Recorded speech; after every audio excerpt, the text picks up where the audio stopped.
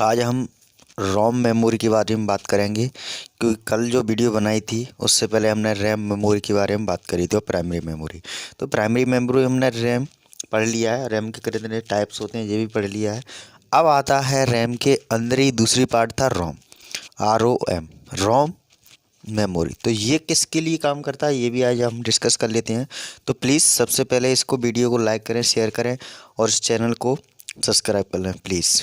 और जो भी प्रॉब्लम आती है और आपको प्रॉब्लम नहीं आ रही है, तो आपको वीडियो देखने में अच्छी लग रही है, आपको समझ में आ रहा है, तो प्लीज़ कमेंट ज़रूर करें, जिससे हमें पता चलता है कि आपको कितना समझ में आता है।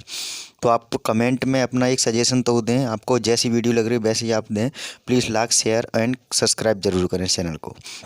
ठीक है, इस वीडियो को आगे बढ़ते हैं क्रम से, क्योंकि टाइम वेस्ट ना करते हुए। ठीक है, तो रोम मेमोरी का मीन्स होता है, हमने रैम मेमोरी के बारे में पूरा डिस्कस कर लिया है और उसके टाइप से भी कर लिए हैं।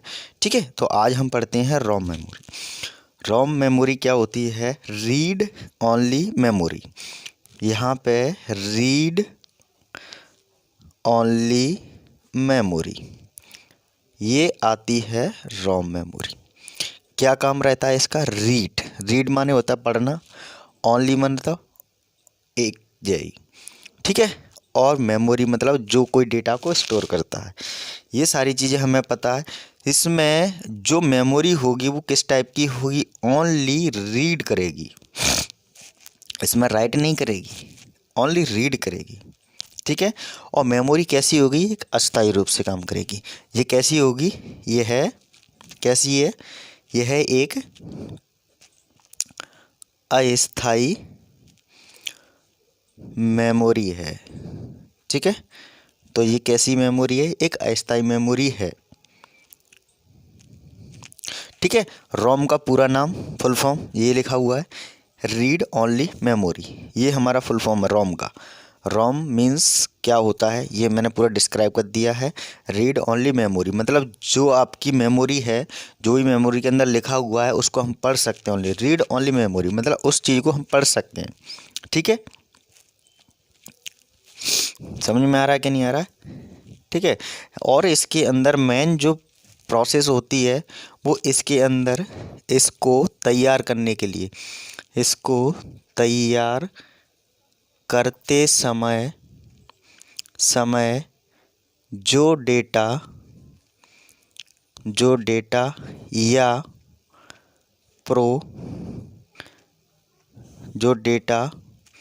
प्रोग्राम डाले जाते हैं वो ख़त्म नहीं होते हैं, क्योंकि सिर्फ इसमें रीड ओनली मेमोरी होती है। तो इसमें हम डायरेक्टली कोई प्रोग्राम को ख़त्म नहीं कर सकते, क्योंकि ये स्टोर रहती है। ये नॉन वॉलेटाइल में भी यूज होती है, क्योंकि ये हम जब कभी प्रोग्राम को डायरेक्टली स्विच कर देते हैं या बंद हो जाता है हमारा कंप्यूटर, तो रीड ओनली मेमोरी के अंदर ही हमारा वो रीड करता है कोई पैराग्राफ को। तो वो हमारा एक तरीके से अस्थायी रूप में इसको स्टोर करके रखता है, कुछ समय के लिए रखता है, इसलिए इसको नॉन वोलेटाइल भी बोल सकते हैं। ठीक है, जैसे कभी ये चीज़ बहुत इंपॉर्टेंट है जो नेक्स्ट में लिख रहा हूँ। जैसे किसी कंप्यूटर को बंद हो जाता है ऑटोमेटिकली, जैसे किसी काम कर रहे हैं MS वर्ड वगैरह पे, तो अभी मैं इसको पूरा बता देता हूँ, पर एक लाइन इसके लिए लिख देता हूँ जैसे आपको समझ में आ जाएगी। जैसे कंप्यूटर है, किसी भी कंप्यूटर का स्विच ऑफ या डायरेक्टली लाइट चली जाए, स्विच ऑफ या लाइट ऑफ हो जाए, या लाइट ऑफ हो जाए। ठीक है, लाइट ऑफ होने के बाद भी रोम में डेटा या संग्रहित डाटा नष्ट मतलब उसमें हटता नहीं है, नष्ट नहीं होता। ठीक है, तो जो कुछ समय के लिए स्टोर करती है, परमानेंटली नहीं करेगी, कुछ समय के लिए स्टोर करती है, तो इसको हम नॉन वॉलेटाइल मेमोरी बोल सकते हैं। जैसे आपका कोई सिस्टम है, जैसे मान के चलो कंप्यूटर है, ये हमारा कंप्यूटर है, क्या है, कंप्यूटर है, ठीक है। अब इसको हम चला रहे हैं, डायरेक्टली लाइट चली गई, क्या हुआ, लाइट चली गई, लाइट ऑफ हो गई, तो डायरेक्टली हमारा जो कंप्यूटर होगा वो ऑफ हो जाएगा, ठीक है। कंप्यूटर क्या हो गया, ऑफ हो गया। तो जो हम एम एस वर्ड पर कुछ भी काम कर रहे थे वो हमारा मैटर ख़त्म हो गया। देन जैसे ही लाइट आएगी, हाल की हाल हमने तुरंत उसको ऑन किया, किसको, कंप्यूटर को हमने उसको ऑन किया, तो क्या होगा, देन उसके बाद हम किस पे जाएंगे, जिस भी टाइप कर रहे हैं मैटर, जैसे एम एस वर्ड पे कर रहे हैं तो वर्ड पे जाएंगे, ठीक है, एम एस वर्ड पे। तो जैसे ही एम एस वर्ड पे गए तो तुरंत आपका वो डेटा जाने के बाद स्टार्ट बटन पर जाएंगे, स्टार्ट बटन के बाद सीधे सीधे आपको जाना है डायरेक्टली एम एस वर्ड पर। जैसे ही क्लिक करेंगे तो आपका पेज इस तरीके से ओपन हो जाएगा, ये पेज है आपका, मान के चलो, ठीक है। तो आपका यहाँ पे इस साइड कुछ थोड़ा सा पॉइंट लिख के आएगा और इधर पूरा पेज आपका खाली दिखेगा, ब्लैंक। तो यहाँ पे जो भी प्रोसेस लिखी होगी नीचे लिखा होगा क्लोज, तो आपको क्लोज ना करते हुए इस पर क्लिक करना है, तो जो भी आपका डेटा लिखा है वो आपका यहाँ पे शो हो जाएगा फिर पेज के अंदर। उसी को हम बोलते हैं रीड ओनली मेमोरी, क्योंकि इसके अंदर जो पैराग्राफ लिखा था वो हम रीड कर पा रहे हैं, किसकी वजह से, ओनली यहाँ से जो डेटा को नष्ट नहीं कर पा रहा। तो मैंने ये स्पष्ट यहाँ पे लिखा है, ये पॉइंट बहुत इंपॉर्टेंट है। कंप्यूटर को स्विच और लाइट ऑफ होने के बाद भी संग्रहित डेटा, मतलब उसके अंदर जो प्रोग्राम में डेटा है संग्रहित है, वो डेटा नष्ट नहीं होता है। तो वो सिर्फ आपकी किसी के अंदर होता है, प्रोग्राम में रीड ओनली मेमोरी के अंदर होता है, क्योंकि इसको रीड करना होता है, ओनली रीड करता है मेमोरी को। इसके अंदर और कोई दिक्कत नहीं आती, सिर्फ आपको डेटा को रीड करता है। क्लियर पॉइंट, क्लियर नहीं, ठीक है। तो रीड ओनली मेमोरी आज हमने जी क्लियर कर लिया। इसमें मेन चीज़ आपका यही काम करता है, इसमें और ज़्यादा कुछ नहीं होता है। अब इसके कुछ प्रकार होती हैं, ये आपको समझ में आ गया हो तो आप इस चीज़ को बिल्कुल समझ सकते हैं। जैसे हमारा ये काम कर रहा है वो रीड ओनली मेमोरी के अकॉर्डिंग काम कर रहा है, ठीक है। आज इसके कुछ अलग अलग प्रकार हैं मेमोरी के, तो आज हम इसको एक एक करके देख लेते हैं सारी चीज़ें, ठीक है। तो पहले तो यहाँ पर लिख लेते हैं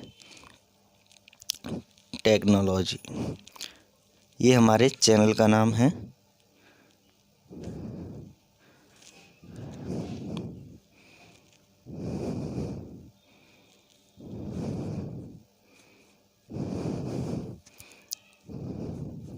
ठीक है, अब आता है रोम। रोम के प्रकार, ठीक है। तो ये रीड ओनली मेमोरी है, उसके कितने प्रकार होते हैं। तो फर्स्ट होता है हमारा पी रोम, ठीक है। दूसरा होता है ई पी रोम, ठीक है। तीसरा होता है ई, फिर पी, फिर आर ओ एम। तो ये सारी चीज़ें हमारी मेमोरी के अंदर ही आती हैं, ये ध्यान रखना हमारा। ये सब किसके अंदर आती है, मेमोरी के अंदर, वो भी रीड ओनली मेमोरी। कैसी मेमोरी के अंदर आती हैं, रीड ओनली मेमोरी, ठीक है। अब पढ़ते हैं इसमें डेटा को कैसा रखना है, वो हम एक एक करके पढ़ते हैं इन चीज़ों को क्रम से। जैसे मैंने अभी यहाँ पे लिखा first P R O M, ये नाम से ही इस चीज़ को पढ़ने पर आपको आंसर तुरंत मिल जाएगा। जैसे मैं अभी यहाँ पे लिखता हूँ P4 होता है प्रोग्रामेबल, प्रोग्रामेबल।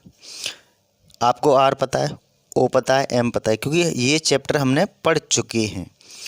तो आर मीन्स होता है रीड, ओ मीन्स होता है ओनली, और एम फोर अपन पढ़ ही रहे हैं मेमोरी। तो इससे कुछ ना कुछ समझ में आ गया होगा।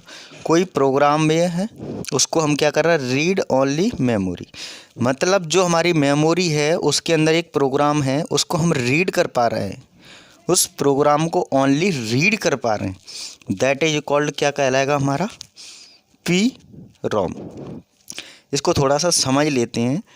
एक प्रोग्राम है, उसको ना तो हम मिटा सकते ना हम बदल सकते, ओनली रीड कर सकते हैं। क्या कर सकते हैं, ओनली रीड कर सकते हैं। तो उस मेमोरी को क्या कहते हैं, पी रोम। समझ में आया क्या नहीं आया। सबसे पहले कोई भी प्रोग्राम को, क्योंकि ये मेन बहुत इम्पोर्टेंट है, ये पूछे जाते हैं क्वेश्चंस तो फिर समझ में नहीं आते, तो मैं एक बार इसको डिस्क्राइब कर देता हूँ लिख करके, ठीक है। जैसे रोम, रोम यानी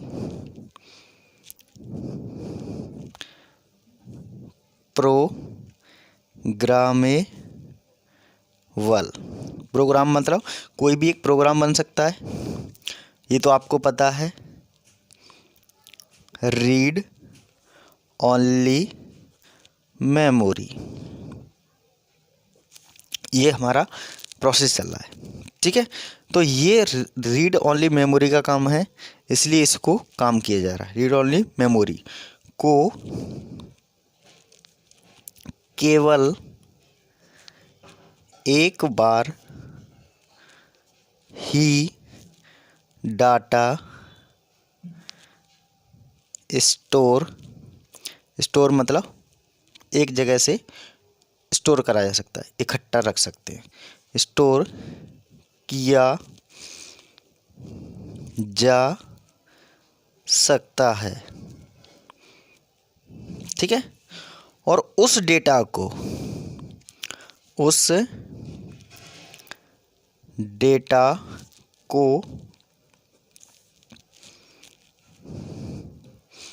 मिटाया नहीं जा सकता है, ठीक है। या उस डेटा को ना ही बदला जा सकता है, उसे हम क्या कहते हैं, रीड ओनली मेमोरी कहते हैं। क्लियर हुआ। मतलब कोई प्रोग्राम है उसको हम ओनली देख सकते हैं, रीड कर सकते हैं, ओनली रीड कर सकते हैं, that is called P ROM. मतलब कैसा ये डेटा रहेगा, वो हमारा ओनली डेटा रहेगा प्रोग्रामेबल।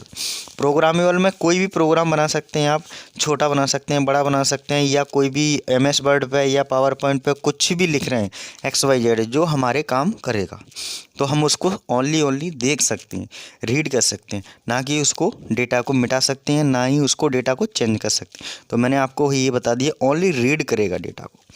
क्लियर पॉइंट, ठीक है। नेक्स्ट पॉइंट आता है इसी के अंदर, थोड़ा सरकाना पड़ेगा, ठीक है।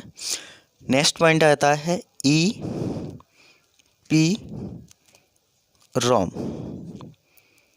ठीक है। इसमें कुछ नहीं है, थोड़ा सा पॉइंट, पूरा यही रहेगा प्रोग्रामेबल। ई मीन्स होता है इरेजेबल, तो इसको पूरा लिख लेते हैं, इरेजेबल, ठीक है। प्रोग्रामेबल वैसे ही लिखना है सेम, प्रोग्रामेबल वो पूरा वही है, रीड ओनली मेमोरी, ठीक है। ये प्रोसीजर है पूरा, इसको थोड़ा सा आगे लेना पड़ेगा, क्लियर नहीं दिख रहा, अब सही है। तो इसमें क्या है, इरेजेबल। इरेजेबल मीन्स जानते हो, इरेजेबल जो हमारी इरेज करने के लिए क्या आती है, मिटानी आती है, उससे समझ जाए इस चीज़ को, क्योंकि इरेज करता है किसी भी डेटा को, क्या करेगा, इरेज करेगा, ठीक है, मिटाया जा सकता है। समझ में आ रहा है कि नहीं आ रहा है, वो भी बताएंगे किस तरीके से मिट रहेगा, ठीक है। प्रोग्रामेबल रीड ओनली मेमोरी, वो भी कैसा होगा, प्रोग्राम हुआ कैसा, रीड ओनली मेमोरी, उसको भी हम मिटा सकते हैं इसके अंदर। उसमें क्या हो रहा था, ओनली मिटाया जा नहीं सकता था, ना चेंज किया सकता, देख सकते थे। बट इस मेमोरी के अंदर क्या कर सकते हैं, उस डेटा को मिटा सकते हैं। क्लियर पॉइंट के नहीं, थोड़ा सा इसको घुमा लेते हैं, क्लियर दिखेगा, हाँ ठीक है। अब इसमें जो डेटा मैंने बताया, इरेजेबल मीन्स समझ में आया। इरेजेबल मीन्स होता है जैसे हम पेंसिल से लिखते हैं, लिखने के बाद गलत हो जाता है कोई चीज़ तो इरेज कर देते हैं, that is called erase. Erase मतलब मिटाया जा सकता है किसी भी डेटा को, और नए डेटा को स्टोर करके उसको रखा जा सकता है, फिर उसको रीड कर सकते हैं, दैट इज कॉल्ड EEPROM। ठीक है, क्लियर पॉइंट, ओके। तो ये होता है वो। अब जो किस तरीके से किया जाता है वो देख लीजिए। इरेजेबल प्रोग्रामेबल तो है ही है, इसके आगे अपन पढ़ते हैं। ये है प्रोग्राम,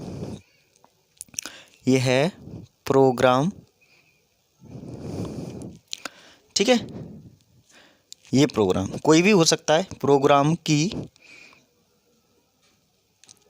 तरह है, मतलब ये पहले वाला प्रोग्रामेबल है, उसी की तरह काम करता है, ये कुछ थोड़ा अलग, लेकिन